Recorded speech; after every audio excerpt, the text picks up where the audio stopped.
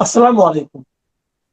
প্রিয় দর্শক, অন্য মঞ্চের আলোচনায় আজ আমাদের সঙ্গে অতিথি হিসেবে আছেন গত ৪৮ ঘন্টায় ওয়াশিংটন থেকে এমন কিছু খবর আসছে যা পুরো বিশ্বের ভূ রাজনীতিকে ওলটপালট করে দিয়েছে। একদিকে মার্কিন প্রতিরক্ষা সচিব পিট হেগসেথ বলছেন বিগার বোম বা বড় বোমা ফেলে ইরানকে শেষ করে দেবেন, আর তার ঠিক কয়েক ঘন্টা পরেই স্বয়ং ডোনাল্ড ট্রাম্প রাষ্ট্রপতি তিনি বলছেন হরমুজে যাই হোক না কেন আমরা ২ থেকে ৩ সপ্তাহের মধ্যে তল্পা গুটিয়ে ফিরে আসছি। ট্রাম্প তার ট্রুথ সোশ্যাল মাধ্যমে একটা রীতিমতো লম্বা পোস্ট দিয়েছেন। এছাড়াও তিনি কি বলেছেন সেখানে শুনুন। তিনি প্রস্থানের একটা সময়সীমা দিয়েছেন।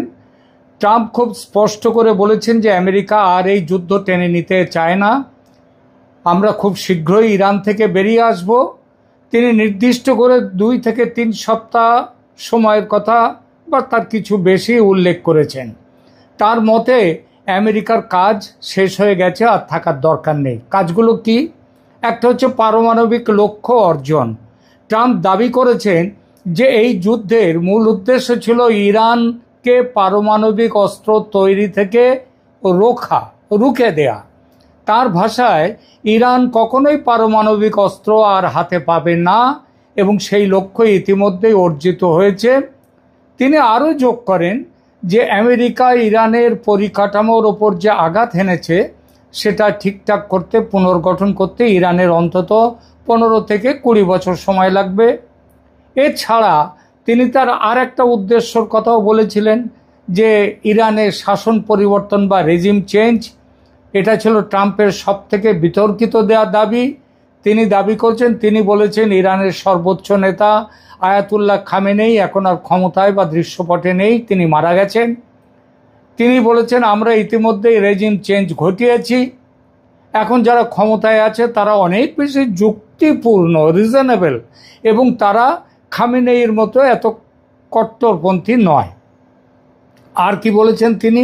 হরমুজ প্রণালী নিয়ে কথা বলেছেন। হরমুজ প্রণালী নিয়ে আমেরিকার দীর্ঘদিনের যে মাথা ব্যথা ছিল তা থেকে তিনি হাত ধুয়ে ফেলতে চেয়েছেন। তিনি বলেছেন যদি ফ্রান্স বা অন্য কোনো দেশ সেখান থেকে তেল বা গ্যাস নিতে চায় তারা নিজেরা গিয়ে নিয়ে আসুক, এটা তাদের নিজেদের দায়িত্ব, তারা নিজেদের সুরক্ষা নিজেরাই দেখে নিক।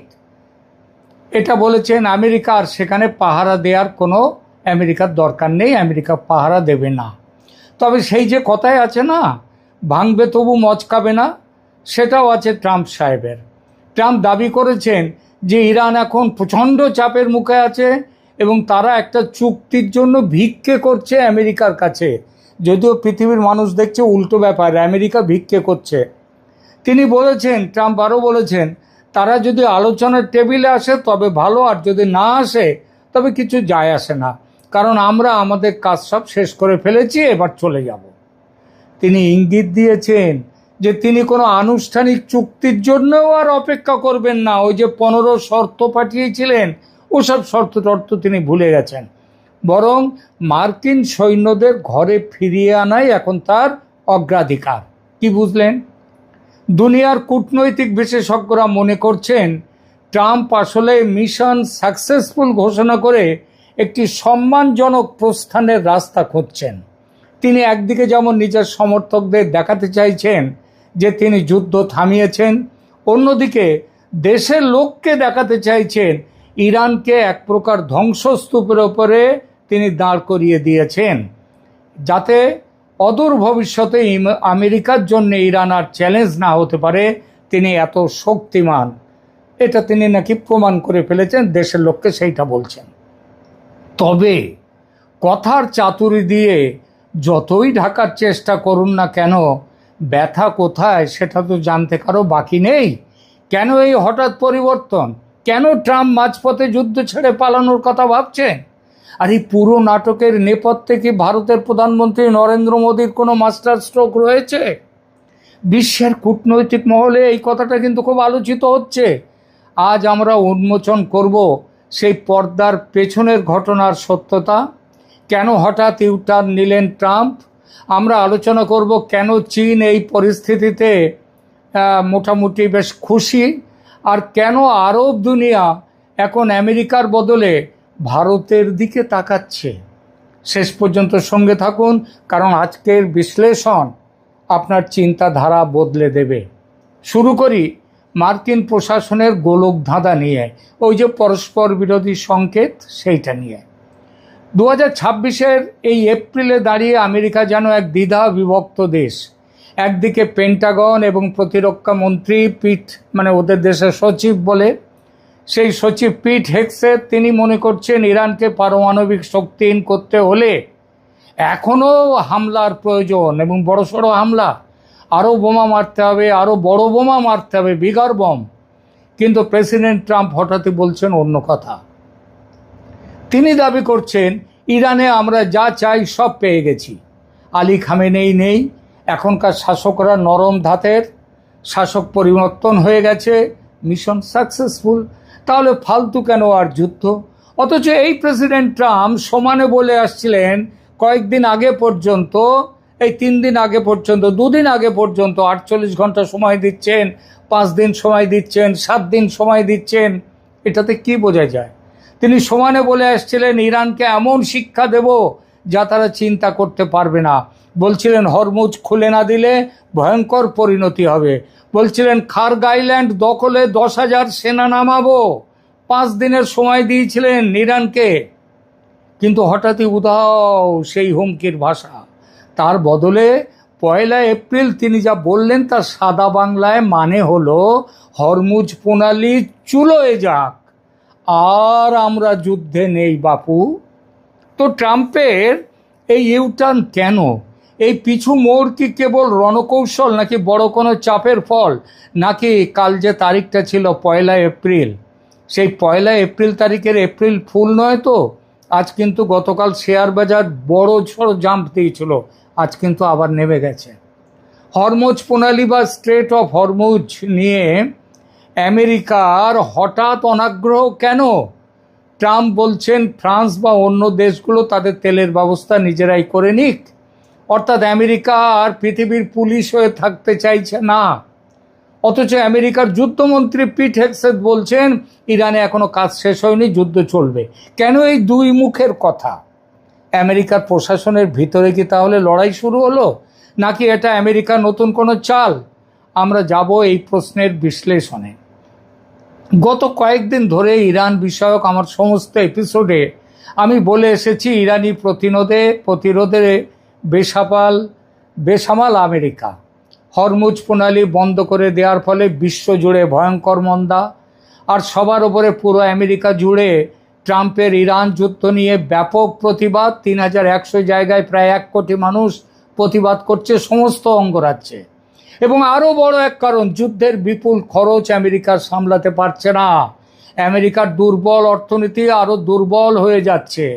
সব মিলিয়ে প্রবল চাপের মধ্যে ডোনাল্ড ট্রাম্প বেরিয়ে আসার পথ একটা গ্রেসফুল এক্সিট রুট। শেষমেশ চক্ষুলজ্জার মাথা খেয়ে সেটাই করে ফেললেন প্রেসিডেন্ট ট্রাম্প। বোঝা গেল 15 দফা শর্ত, পাকিস্তানের মধ্যস্থতার চেষ্টা, এসব ট্রাম্পের কাছে গুরুত্বহীন ছিল। সেটাও আমার চ্যানেলে আমার আগের সমস্ত প্রতিবেদনে, বেশ কয়েকটি প্রতিবেদনে আমি বলেছি। এখন স্পষ্ট যুদ্ধবিরতির শর্ত আরোপ, মধ্যস্থতাকারীদের দিয়ে আলোচনা, এসব ছিল লোক দেখানো, সেটা বোঝা গেল। আসল খেলা চলছিল ভেতরে। এই ভেতরের খেলায় বড় খেলোয়াড় ছিলেন নরেন্দ্র মোদী, ভারতের প্রধানমন্ত্রী। বলবো সেই খেলার কথা। তার আগে বলি, ট্রাম্পের আজকের ঘোষণার পর বিশ্বের সব দেশের মানুষ যেন হাঁপ ছেড়ে বেঁচেছে। কীরকম সেই হাঁপ ছাড়া? ট্রাম্পের যুদ্ধ সমাপ্তির ইঙ্গিতে বিশ্ববাজারে এক ধরনের স্বস্তির জোয়ার দেখা গেছে। গতকালকের খবর বলছি, শেয়ার বাজার, এশীয় এবং ইউরোপীয় শেয়ার বাজারে বড় ধরনের উত্থান ঘটেছে। জাপানের নিক্কেই 5% লাভ মেরেছে ওপরে, এবং ব্রিটেনের FTSE 100 প্রায় 2% বৃদ্ধি পেয়েছে। খোদ আমেরিকার S&P 500 সেটা গত 1 বছরের মধ্যে সেরা দিন পালন করেছে কালকে। এতটাই উছাল বিশ্বজুড়ে শেয়ার বাজারে।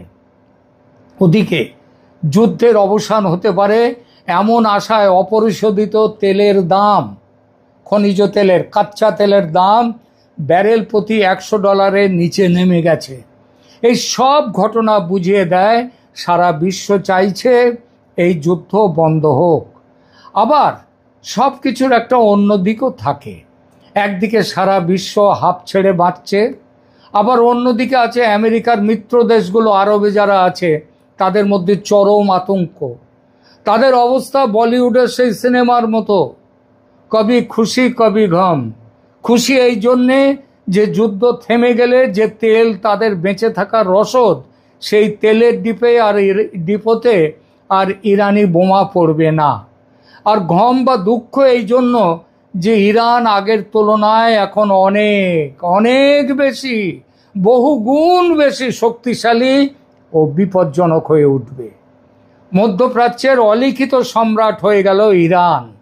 আরও বড় কথা, ইরান হচ্ছে শিয়াদের দেশ, আর মধ্যপ্রাচ্যের বেশির সমস্ত বাকি সব দেশ প্রায় একাত্তর ছোটোখাটো ছাড়া, লেবাননে সেখানে শিয়ারা আছে, তো এরা ছাড়া বাকিরা অলিখিত সম্রাট, তারা হচ্ছে সুন্নিদের দেশ। বাহরিন আবার উল্টো ব্যাপার, বাহরিনের যে শাসক তিনি সুন্নি, কিন্তু বাহরিনের বেশিরভাগ জনতা তারা হচ্ছে শিয়া। সুতরাং আমেরিকা যদি হঠাৎ যুদ্ধ অর্ধেক রেখে চলে যায়, তবে শিয়াদের বলবোলাও শুরু হবে। আর শিয়াদের সম্পর্কে সুন্নিরা আগে কি বলতো জানেন? সুন্নিরা আগে বলতো শিয়াদের ঘরের ভাত খাবো না, থুতু দিত। শিয়াদের ঘরের খাবার পর্যন্ত তারা খেত না, এতই ছিল। সে আজকের না, সে আলী থেকে, এবং সেই প্রথম থেকে খলিফা হওয়া নিয়ে লড়াই, সেই লড়াই থেকে, সেই লড়াইয়ের কথাতে আর যাব না। সুতরাং আমেরিকা যদি হঠাৎ যুদ্ধ অর্ধেক রেখে চলে যায়, তবে এতে ইরানের মর্যাদা মুসলিম বিশ্বে অনেক বেড়ে যাবে। কারণ তারা সরাসরি বলবে আমেরিকাকে আমরাই পালাতে বাধ্য করেছি। আরব দেশগুলো তাই চায় আমেরিকা যে লড়াই শুরু করেছে তা যেন শেষ করে তবে দেশে ফিরে যায়। আরব দেশগুলোর ভয় যে অমূলক নয়, তার প্রমাণ ট্রাম্পের এই নতুন ঘোষণার প্রায় সঙ্গে সঙ্গেই দেখা গেছে। আমেরিকা যখন চলে যাওয়ার কথা বলছে যুদ্ধক্ষেত্র ছেড়ে, তখন ইরানের প্রেসিডেন্ট মাসুদ পেজেশকিয়ান এবং পররাষ্ট্রমন্ত্রী আব্বাস আরাগচি তারা তেহরানের রাস্তায় সাধারণ মানুষের সাথে মিশে উল্লাস করতে দেখা গেছে। এটিকে আমেরিকার প্রতি এক ধরনের অবজ্ঞার প্রদর্শন হিসেবে দেখা যেতেই পারে। তেহরানের রাস্তার সেই ছবি যেন বলছে আমেরিকাকে, দেখ থোড়াই কেয়ার করি তোদের। আমেরিকার এই পরস্পর বিরোধী সংকেত বিশ্বজুড়ে এবং বিশেষ করে মধ্যপ্রাচ্যে এক চরম অস্থিরতা ও মিশ্র প্রতিক্রিয়ার সৃষ্টি করেছে। মূলত হোয়াইট হাউসের নীতি নির্ধারণী পর্যায় এবং সামরিক নেতৃত্বের মধ্যে মতের অমিল এই জন্যেই দেখা যাচ্ছে। এর একটা বিস্তারিত ব্যাখ্যা এইভাবে ধরা যায়, যেমন ধরুন, বিশ্ববাজার ইতিবাচক কিন্তু অস্থির প্রতিক্রিয়া ট্রাম্পের যুদ্ধ সমাপ্তির ইঙ্গিতে। বিশ্ববাজারে স্বস্তির জোয়ার দেখা গেছে, কিন্তু একই সঙ্গে আরব মিত্র দেশগুলোর মধ্যে শঙ্কা এবং অবিশ্বাস। উপসাগরীয় দেশগুলো যেমন সৌদি আরব, কাতার, সংযুক্ত আরব আমিরাত, এদের আমেরিকার এই অবস্থানে সবচেয়ে বেশি চিন্তিত। আরব দেশগুলো মনে করছে যে আমেরিকা লড়াই শুরু করে এখন মাঝপথে তাদের একা ফেলে চলে যাচ্ছে। এর ফলে তারা ইরানের মতো একটি আহত ও প্রতিশোধ পরায়ণ শক্তির সামনে অরক্ষিত হয়ে পড়বে। এছাড়াও বাহরিনে, ওই যে বললাম, আরেক সমস্যা, বাহরিনের জনতার সংখ্যাগরিষ্ঠ অংশ শিয়া, অথচ শাসক সুন্নি। ইরানের মদতে সেখানে শিয়ার শাসকের বিরুদ্ধে জোরদার আন্দোলন চলবে এবার। আরও বড় কথা, ইরানে রাজতন্ত্র নেই, সেখানে ভোট হয়। 290 জন সংসদ, তাদের সংসদের নাম হচ্ছে মজলিস। সেই মজলিসে 290 জন সাংসদ আছে, 4 বছরের জন্য নির্বাচন, তাদের প্রেসিডেন্সিয়াল ফর্ম অফ গভর্নমেন্ট। কিন্তু আরব দুনিয়ার বাকি সব দেশে রাজতন্ত্র। গণতন্ত্রের ধ্বজাধারী আমেরিকা সেই সব রাজতন্ত্রকেই সমর্থন করে আসছে। এবার ইরান তাদের যুদ্ধ বিজয়ের পর ওই সব দেশে রাজতন্ত্রের অবসান ঘটাতে জোর কদমে নেমে পড়বে। এর সাথে রয়েছে খিলাফত দখল, খলিফা কে হবে? সুন্নি বিশ্বকে হারিয়ে শিয়া তারা এবার খলিফার আসনের জন্যে তারা নেতৃত্ব দেবে। তার মানে শিয়া সমেত বিভিন্ন রাজতন্ত্র বিরোধী শক্তিকে মদত দেবে এবার ইরান। আরব দেশের রাজারা সেই ভয়ে কাঁপছে। এই নতুন উদ্ভূত পরিস্থিতির কারণে মধ্যপ্রাচ্যের দেশগুলো এখন নিরাপত্তার জন্য চীনের দিকে আরও বেশি ঝুঁকতে পারে। কারণ আমেরিকার ছত্রছায়া যে আদৌ নিরাপদ নয়, আর চীন রয়েছে ইরানের সাথে, ইরান যখন ওখানকার মাতব্বর হয়ে যাচ্ছে তখন এইবার চীন সেখানে এসে থাকবে। কিন্তু চীন যে আমেরিকার ছত্রছায়া যে আদৌ নিরাপদ নয়, এটা আরব দেশগুলো ঠেকে শিখলো এবার। কিন্তু চীন কিভাবে নিরাপত্তা দেবে তাদের? চীন তো সরাসরি ইরানের সঙ্গে। আর পরিস্থিতি যাই হোক, সমস্ত আরব দেশ চীনের কোলে চলে যাবে আর আমেরিকা বসে দেখবে, সে তো হতে পারে না। আর এখানেই জন্ম নিচ্ছে এক নতুন রাজনৈতিক সম্ভাবনা। সে সম্ভাবনার কেন্দ্রে আছে ভারত। ভারত কিন্তু পর্দার আড়ালে তার খেলা শুরু করে দিয়েছে প্রথম থেকেই। সেই খেলার প্রথম সফলতা দেখা গিয়েছিল যখন হরমুজ প্রণালী থেকে ভারতের তেল ও গ্যাস বোঝাই জাহাজ ছাড়পত্র পেল যাওয়া আসার। আর এখন তো ভারতের জাহাজকে অবাধ ছাড় দিয়ে দিয়েছে ইরান। ইরানের সঙ্গে ভারতের এতটাই ভালো সম্পর্ক। অন্যদিকে ভারতের খারাপ সম্পর্ক নয় আমেরিকার সঙ্গেও, সেখানেও কাজ চালানোর মতো এবং ভালো সম্পর্ক। আর সেই সম্পর্কের কথা মাথায় রেখে কূটনৈতিক মহলে এখন সব থেকে বড় গুঞ্জন ট্রাম্পের এই যে ডিগবাজি খাওয়া, এর পেছনে ভারতের ভূমিকা কতটা। ভারতের ভূমিকার শুরু হলো গত 24শে মার্চের সেই ফোন কল দিয়ে ইরানের জোরদার প্রত্যাঘাতে বেসামাল ট্রাম্প যুদ্ধ থেকে বেরিয়ে আসতে পথ খোঁজার জন্য মধ্যস্থতা করতে ফোন করেছিলেন প্রধানমন্ত্রী মোদিকে। দীর্ঘ সময় ধরে বিষয় যুদ্ধ বন্ধের জন্য মধ্যস্থতা করুক ভারত। কি কথা হয়েছিল তাদের দুজনের মধ্যে? নয়াদিল্লি এবং ওয়াশিংটন দুদিক থেকেই খবর, প্রধানমন্ত্রী মোদি ট্রাম্পকে একটা রিয়ালিটি চেক দিয়েছিলেন সেদিন। ভারত তার তেলের বিশাল অংশ পায় আরবের এই অঞ্চল থেকে। যুদ্ধ দীর্ঘস্থায়ী হলে ভারতে মুদ্রাস্ফীতি বাড়বে আর তার প্রভাব পড়বে আমেরিকার বাজারেও। ট্রাম্প একজন ব্যবসায়ী, তিনি বোঝেন যে তেলের দাম বাড়লে 2026-এর পরবর্তী সময়ে তার নিজের গদিতেও টান পড়তে পারে। তাছাড়া দেশের অর্থনীতি খেয়ে নিচ্ছে যুদ্ধ। ভারত সেদিনই ইরানের পক্ষ থেকে গুরুত্বপূর্ণ বার্তা ট্রাম্পের কাছে পৌঁছে দিয়েছিল। মনে রাখবেন, ইরানের সাথে ভারতের চাবাহার বন্দর এবং দীর্ঘদিনের কূটনৈতিক সম্পর্ক অত্যন্ত সুসম্পর্ক। মোদি এখানে কেবল ভারতের প্রধানমন্ত্রী হিসেবে নন, বরং গ্লোবাল সাউথের প্রতিনিধি হিসেবে ট্রাম্পকে যুদ্ধের ভয়াবহতা সম্পর্কে সতর্ক করে দিয়েছিলেন। এটি হয়তো ট্রাম্পের সেই বিখ্যাত ইউটার্নের সূচনার নেপথ্য কারণ। চীনের নীরব অপেক্ষা, আরব দুনিয়ার শঙ্কা ও ভারতের অপরিহার্যতা এখন ধরা পড়েছে ট্রাম্পের সামনে। এই পরিস্থিতিতে সবথেকে বড় লাভের সম্ভাবনা চীনের ছিল। আমেরিকার প্রভাব কমে গেলে মধ্যপ্রাচ্যে যে শূন্যতা তৈরি হবে তা পূরণ করতে ড্রাগন তৈরি ছিল। তারা ইতিমধ্যে ইরান ও সৌদি আরবের মধ্যে সমঝোতা করিয়ে নিজেদের গুরুত্ব প্রমাণ করেছে।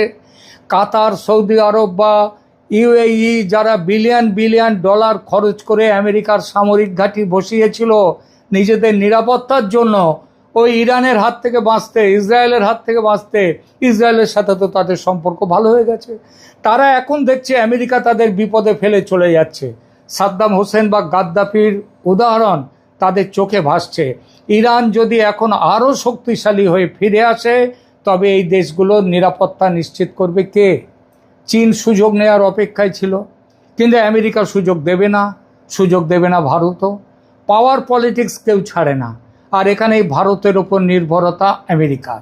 কেন ভারত এখানেই আসছে? ভারতের ক্রমবর্ধমান প্রভাবের কথা। চীন কেবল ব্যবসার কথা ভাবে আর আমেরিকা কথা বলে বন্দুকের ভাষায়। ভারত সেখানে এক ভারসাম্য রক্ষাকারী শক্তি, ব্যালেন্সিং পাওয়ার। সে কারোর সঙ্গে নেই, সে নিরপেক্ষতা বজায় রেখে চলে। মধ্যপ্রাচ্যের দেশগুলো ভারতকে বিশ্বাস করে। ভারতের কয়েক লক্ষ মানুষ সেখানে কাজ করেন, যা তাদের অর্থনীতির মেরুদণ্ড। কিন্তু আরও বড় কথা, IMEC বনাম BRI মানে চীনের BRI বনাম ভারতের India middle east Europe economic corridor, যার নাম হচ্ছে IMEC। এটি কেবল বাণিজ্য নয়, এটা একটি আস্থার বন্ধন। ভারত এখন আর কেবল চাল ডাল রপ্তানি করে না, ভারত এখন ব্রহ্মস মিসাইল, তেজস ফাইটার জেটের মতো আধুনিক অস্ত্র এই দেশগুলোকে বিক্রি করতে পারে, দেওয়ার ক্ষমতা রাখে, তাও কোনো কঠিন শর্ত ছাড়াই। তাই আমেরিকা যদি সত্যি চলে যায়, অথবা যদি লো প্রোফাইল মেনটেন করে লো প্রোফাইল, তবে ভারতের প্রভাব সেখানে কয়েক গুণ বেড়ে যাবে। সবশেষে বলা যায় 2026-এর এই সময়কালটি বিশ্ব রাজনীতির ইতিহাসে এক বড় সন্ধিক্ষণ। ট্রাম্পের প্রস্থান হয়তো আমেরিকাকে সাময়িক স্বস্তি দেবে, কিন্তু ভারতের জন্য এটি এক বিশাল সুযোগ। নরেন্দ্র মোদীর নেতৃত্বে ভারত আজ কেবল আমেরিকার সহযোগী নয়, বরং বিশ্ব শান্তির এক অনিবার্য শক্তিতে পরিণত হয়েছে। প্রিয় দর্শক, আপনাদের কি মনে হয়, ভারত কি পারবে মধ্যপ্রাচ্যে চীনের আধিপত্য রুখে দিতে? ট্রাম্পের এই সিদ্ধান্তের পেছনে কি সত্যিই মোদি ম্যাজিক কাজ করেছে? আপনাদের মতামত কমেন্ট বক্সে জানান। আজকের বিশ্লেষণ ভালো লাগলে ভিডিওটি লাইক করুন এবং শেয়ার করুন। আর দেশ বিদেশের এমন আরও ইনভেস্টিগেটিভ রিপোর্টের জন্য সাবস্ক্রাইব করুন